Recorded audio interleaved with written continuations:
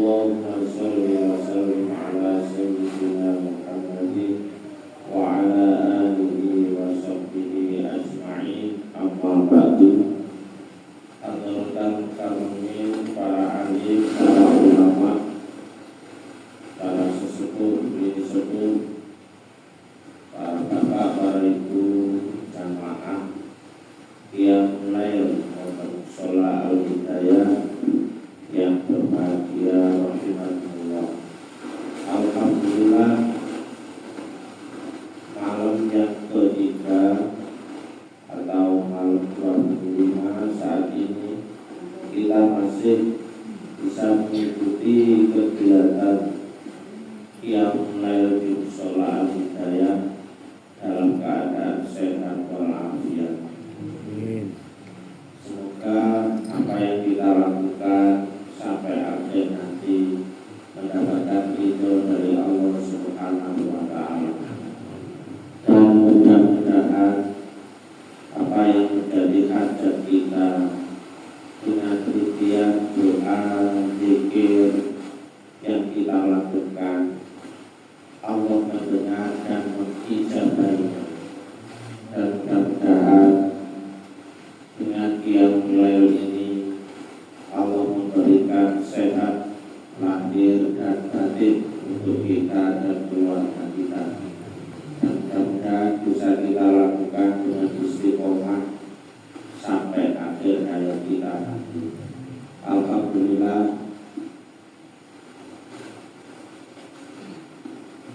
di antara istimewanya malam hari itu banyak sekali yang menyampaikan, dan banyak sekali hikmah atau manfaat kita melakukan qiyamul lail. Di Arab Saudi itu ada seorang tentara sangat belia, usia masih kurang lebih 22 tahun. Kemudian si tentara ini kondisinya sakit, sampai di rumah sakit kondisi meninggal. Tapi ketika dirawat di rumah sakit sampai meninggal, itu tubuhnya atau jasadnya ketika dimandikan dan seterusnya serasa tidak memandikan jenazah. Tubuhnya masih segar bugar, tanpa ada tanda-tanda dia itu sudah meninggal. Sekarang ini kayaknya bersih murid. Dokter itu sampai heran, kok bisa ya? Ketika ditanya oleh dokter ke orang tuanya, ternyata si tentara muda ini semenjak ia kecil, masih usia SD, SMP, sampai dia jadi tentara terus meninggal, itu istiqomah qiyamul lail. Istiqomah bangun sebelum subuh, entah sholat 2 rakaat, kemudian jamaah subuh. Ini di antara fadilah kita qiyamul lail. Insya Allah jasad dijauhkan dari api neraka. Di dunia saja makhluk yang ada di dalam bumi tidak berani ingin merusak jenazah yang ahli qiyamul lail. Dan wajahnya terlihat bersinar. Dia sakit dengan tinggal wong buta melek, tapi meleknya gak dikai qiyamul lail, gak dikai di tengah Allah. Awalnya wong yang ketiga saya bulat, atas bulat ya. Ojo beti sengrasa. Wong dia nyawa ini kalau sepet, ya salah wis. Dia subuh, dia berkaruan sholat, ya si korek. Nah ini di antara hikmah daripada qiyamul lail ini menjadi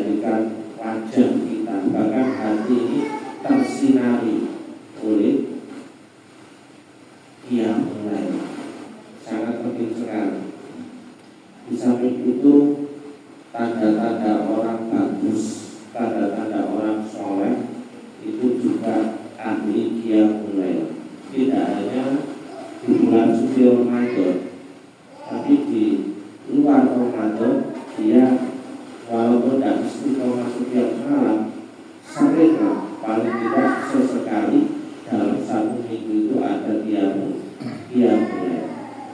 Makanya saya sendiri pernah mondok di Al-Mansulah Ramadan Asyadul Musibaidul di Banjarmasin. Ketika saya mondok di sana, walaupun hanya sebentar, tapi di pondok situ diistiqomahkan. Setiap selesai isya itu sholat witir berjamaah. Tidak hanya Ramadan, jadi di luar Ramadan witir diistiqomahkan. Dalam beliau begini, wis gak kasih tangi bunyi kaya apa, iki ganti sholat bunyi witir kali isya istiqomah.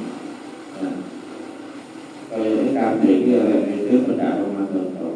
Gini benar. Padahal sunnahnya di luar Ramadan ini itu masih ada. Ya. Nah, jadi itu diistiqomahkan.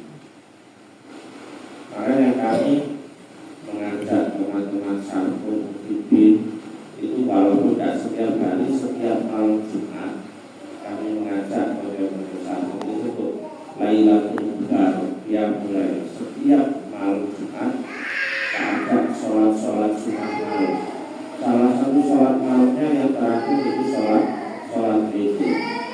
Semoga panjenengan di celah-celah malam di luar Ramadan nanti masih bisa melakukan untuk sholat malam. Jadi tanda-tanda orang sholat itu ahli qiyamul lail. Sama rasakan.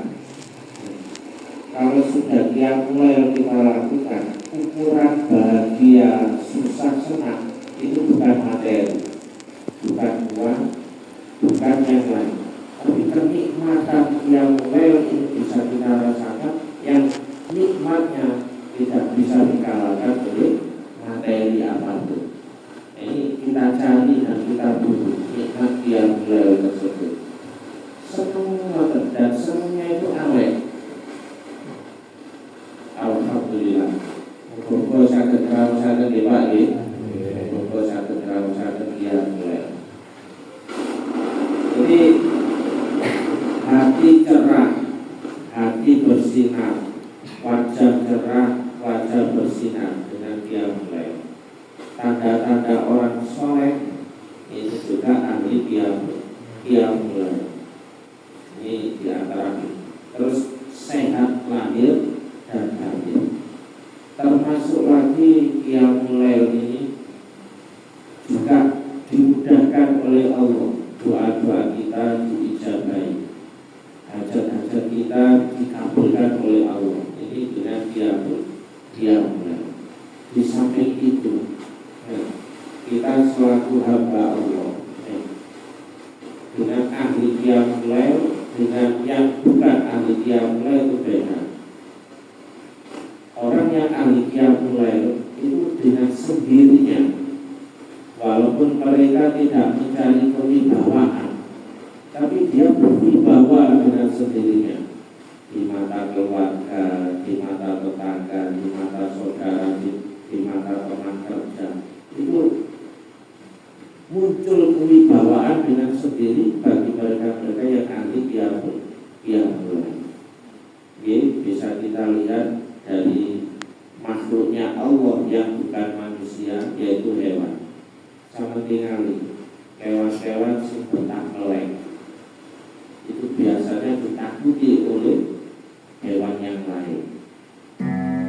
Tapi kalian lihat, hewan yang enggak betah melek, contoh mentok, bete, wedhus, maghrib wis ngorok, gitu.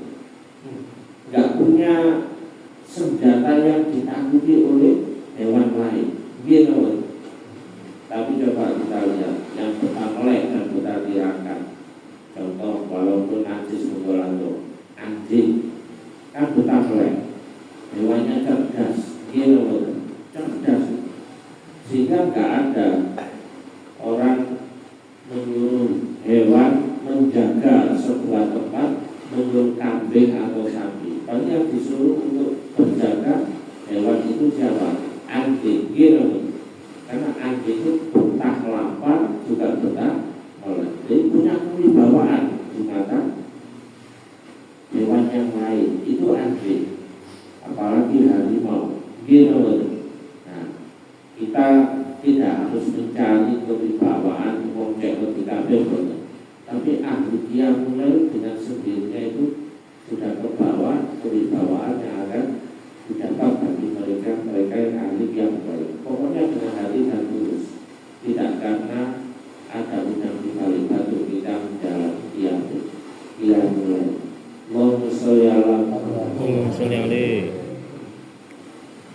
Seperti yang saya contohkan tadi.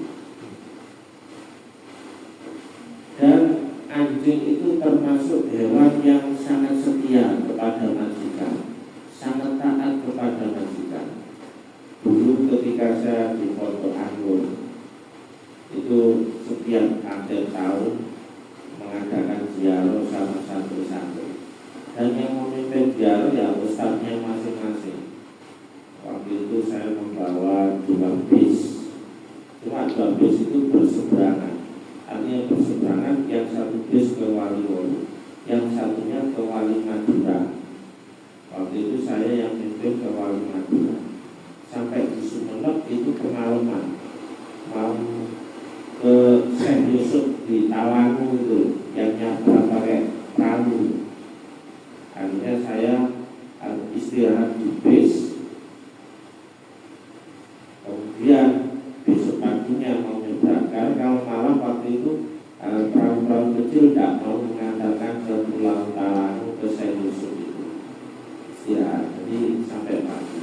Nah, waktu kira-kira jam 11 malam saya begitu jalan-jalan, tiba-tiba ada anjing langsung jongkok, kaget. Pulau Melayu, dia ubah, meh nyokot bokong. Ngotot itu sing bude itu ngorok elu, ngorok dicelui, meli, kiri ngorok mantuk. Orang sing bergerak balik nak sing nyeluk meli. Menandakan apa? Kesetiaan dan kepatuhan anjing itu sangat bisa diandalkan. Nah, salah satu kita sebagai tanda taat tunduk kepada majikan atau Allah Subhanahu wa Ta'ala adalah qiyamul qiyamah. Masuk kali-kali asli. Gila. Yes, dan masih banyak sifat-sifat anjing yang baik yang patut kita contoh. Bukan anjingnya, tapi karakter daripada anjing itu sangat banyak yang baik, yang patut dicontoh oleh orang-orang mukmin, termasuk kita-kita ini. Alhamdulillah. Terjebak itu ya.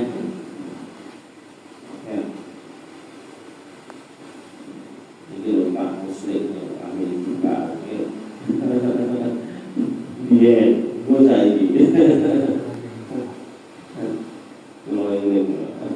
Nanti juga ini kan kalau nih Roy, alhamdulillahil qawiyil ghalib.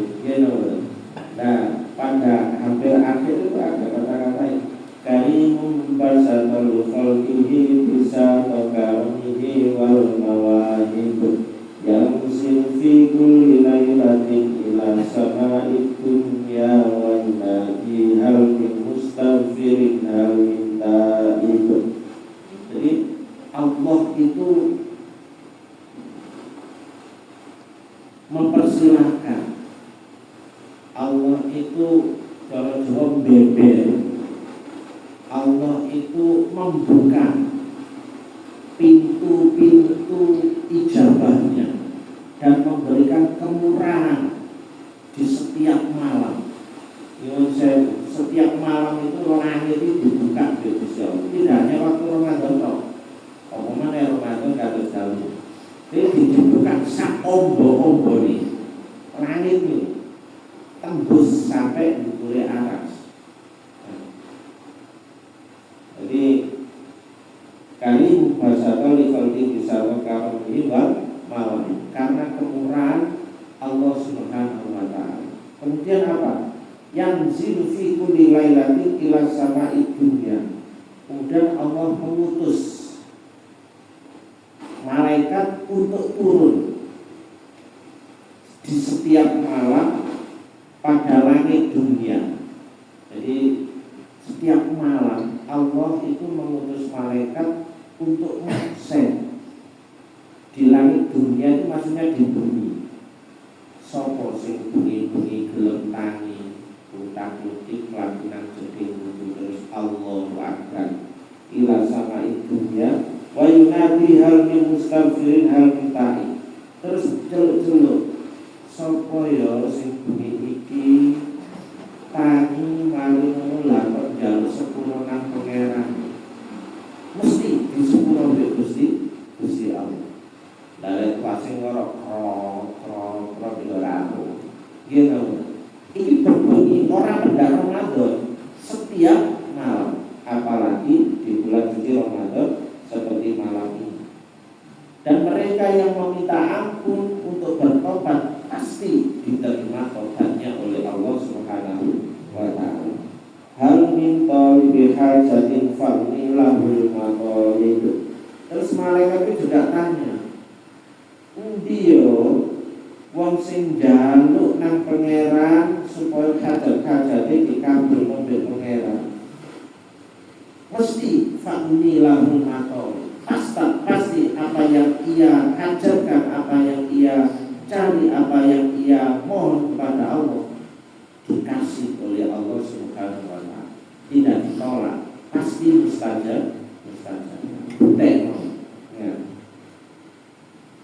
Kalau ra'aital huda qiyaman 'alal aqdam wa wajadu bidumu issawa.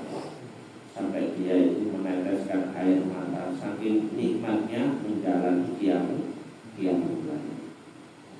Alhamdulillah. Kadang 1 jam, 2 jam sampai hampir subuh tak kerasa qiyam. Oleh Allah sampai gak lulus saking nikmatnya ya.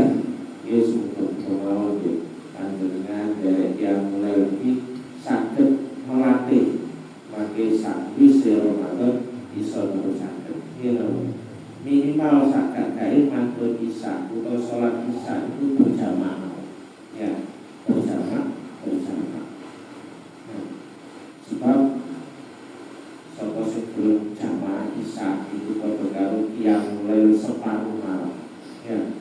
Terus belum jamaah subuh iso mulai semalam subuh nilai pahalanya sholat berjamaah subuh. Lebih-lebih dia iringi dengan diteruskan ketika setelah isya ini mau sholat witir. Syukur-syukur sebelum subuh dia sudah bangun untuk qiyamul. Alhamdulillah. Nah, kiranya cukup sekian. Kurang lebihnya mohon maaf. Dan kita tetap semangat di dalam ibadah puasa dan khusus mengikuti yang dalam sholat al-Qiyam. Kurang lebihnya mohon maaf. Assalamualaikum warahmatullahi wabarakatuh. Waalaikumsalam.